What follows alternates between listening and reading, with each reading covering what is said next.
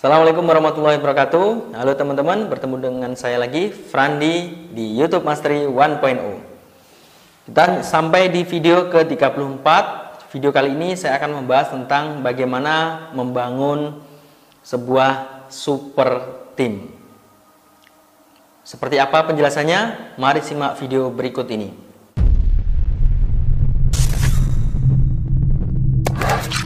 Oke. Jadi membangun super team ini sangat penting ya. Di YouTube Mastery 1.0 menjadi salah satu titik tekan. Jadi kalau kita bicara tim itu apa sih gitu ya. Jadi tim ini adalah dua atau lebih orang yang bekerja sama untuk mencapai visi, misi, tujuan, dan target yang sama. Nah, di YouTube Mastery ini tidak hanya kita bagaimana make money, bagaimana menghasilkan uang, tapi juga bagaimana build a business.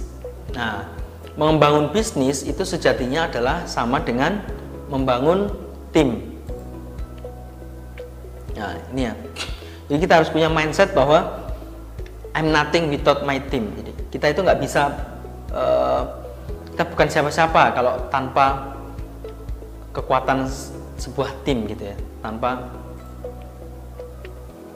ini ada sebuah pepatah, jika kita if you want to go fast, go alone, if you want to go far, go together. Jadi artinya ketika kita pengen pergi cepat ya bisa kita pergi sendirian, tapi ketika kita jalan kita panjang, nah bisnis kita pengen sustainable, maka kita harus pergi bersama-sama. Tidak mungkin kita pergi sendirian. Nah, dan hampir tidak ada hal yang luar biasa yang dilakukan oleh seorang single fighter gitu ya. Hampir tidak ada. Single fighter itu tidak akan bisa melakukan hal yang luar biasa. Kecuali apa? Kecuali Rambo. Rambo itu kan sendirian ya, tapi itu hanya film fiksi gitu ya, dan itu bukan di kenyataan. Kalau di kenyataan nggak akan bisa. Kita sendirian, kita punya bisnis yang besar, kemudian jangka panjang nggak akan bisa. Pasti harus butuh tim. Perusahaan berkembang, tumbuh, dan scale up semuanya tergantung pada tim kita. Jadi intinya adalah kualitas tim kita itu adalah menentukan nanti hasil kita, gitu ya. Menentukan hasil perusahaan. Gitu. Hasilnya bagaimana itu ditentukan oleh kualitas tim. Maka bagaimana membangun tim dengan orang-orang yang berkualitas, gitu ya, dengan kerjasama tim yang bagus, ini harus kita tahu ilmunya. Nah, ini prinsipnya lagi di tim itu, jika kita satu-satunya orang yang paling pintar di tim, maka timmu mengalami kesulitan. Nah, ini ada ya, ada orang yang sudah membangun tim, tapi timnya ini semuanya dalam tanda kutip tidak pinter-pinter gitu ya orangnya, atau yang paling pinter ini hanya kita. Jadi timnya ini hanya tim-tim technical pelaksana gitu ya. Jadi dia akan bergerak kalau ketika disuruh gitu. Dan ketika tim kita seperti ini, yang mengalami kesulitan nanti kita sendiri. Gitu. Tim kita nggak mau upgrade, kita nggak mau ngasih ilmu. Nah, jadi timnya pelongo gitu ya. Timnya hanya melakukan apa yang diperintah. Ini sebenarnya bukan seperti ini. Super tim yang bagus atau teamwork yang bagus bukan seperti ini. Dan itu nanti akan menyusahkan kita sendiri. Nah, kalau kita bahas proses tahapan dalam membangun tim. Pertama itu dalam fase forming, yaitu tahapan di mana para anggota setuju untuk bergabung dalam suatu tim. Jadi kita membentuk pertama tim itu seperti itu. Kemudian ada fase storming, tahapan di mana kekacauan dimulai timbul di dalam tim. Kekacauan timbul karena pertama kita belum saling mengenal gitu ya. Belum saling mengenal, jadi kadang masih ada yang namanya belum mengenal, maka kita belum tahu ritme kerjanya bagaimana, dia orangnya seperti apa, gampang tersinggungan apa tidak, dan lain-lain. Kemudian ketika kita udah melewati fase norming, akan ada namanya fase storming, kita akan fase norming, yaitu tahapan di mana individu dan subgrup yang ada dalam tim mulai merasakan keuntungan bekerja sama. Nah, ini masing-masing sudah tahu gitu ya, tahu tugasnya, tahu perannya. tahu masing-masing karakter, maka sudah mulai nyaman. Nah, mereka sudah paham, oh pentingnya kerjasama seperti ini gitu ya. Dan yang terakhir adalah fase performing. Tahapan ini merupakan titik kulminasi di mana tim sudah berhasil membangun sistem. Jadi sistemnya sudah berjalan, ini tinggal performanya ditingkatkan sehingga bisa tim ini benar-benar bisa siap mencapai goals dan target yang sudah ditetapkan. Nah, kalau di YouTube sendiri bagaimana gitu ya?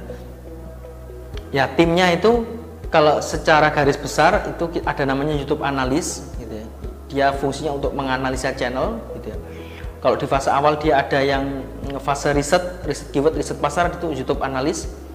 Terus ada namanya script writer, dia menulis naskah gitu ya. Kemudian voice over yang mengisi suara, video creator yang mengedit video, yang membuat video, dan terakhir adalah thumbnail designer, dia yang mendesain thumbnail. Tapi kalau teman-teman timnya masih kecil, nggak masalah mendobel. Untuk pertama misalkan hanya ada 2, yaitu YouTube analis dan video creator, itu sudah cukup. Video creator membuat semua videonya, YouTube analis mulai dari dia menulis skrip juga, mendubbing juga gitu, mengisi suara juga, dan juga bisa ini. Jadi bisa double dulu, nggak masalah untuk fase-fase awal.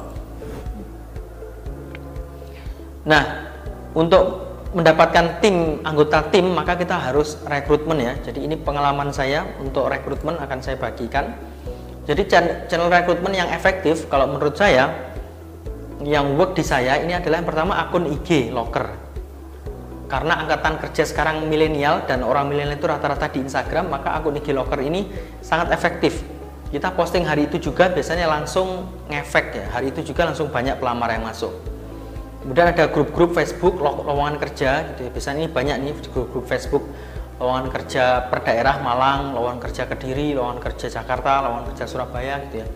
Atau bisa menggunakan Jobstreet atau juga dengan LinkedIn ketika kita pengen mencari yang profesional. Nah, kaidahnya adalah kita hire for character and train for skill. Jadi yang paling penting di sini sebenarnya adalah tentang karakter. Gitu ya. Nah, tesnya apa saja? Kalau saya biasanya menggunakan personality test, skill test, dan OJT. Jadi personality test itu kayak DISC, gitu ya, MBTI. Artinya apapun itu tes-tesnya yang digunakan kita untuk mengetes personalitinya.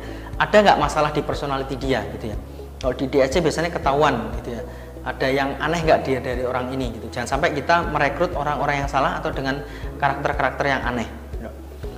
Kemudian skill test ini otomatis skill. Kalau misalkan video editor maka harus bisa editing video, jago gitu ya. Kalau misalkan voice over maka dia harus suaranya merdu gitu ya, enak didengar dan lain-lain. Dan yang terakhir adalah on the job training. Nah, menurut saya masa training ini merupakan malah yang paling penting gitu ya. Karena wawancara fase-fase sebelumnya tadi itu masih bisa dibuat-buat gitu. Orang sesungguhnya, karakter sesungguhnya, kemampuan dia sesungguhnya itu adalah di masa training. Maka saya sering membuat di masa training ini waktunya yang pendek-pendek agar saya bisa mengevaluasi terus gitu ya. Jadi gunakan masa evaluasi yang pendek, misalkan mingguan, 2 minggu atau bulanan, sehingga jika kita tidak cocok di bulan pertama, kita bisa langsung mencukupkan. Jadi kita tidak perlu membuang waktu, membuang energi untuk mentraining orang-orang yang salah gitu. Jadi kalau memang pilihan kita salah, maka kita harus ya segera mencukupkan gitu ya.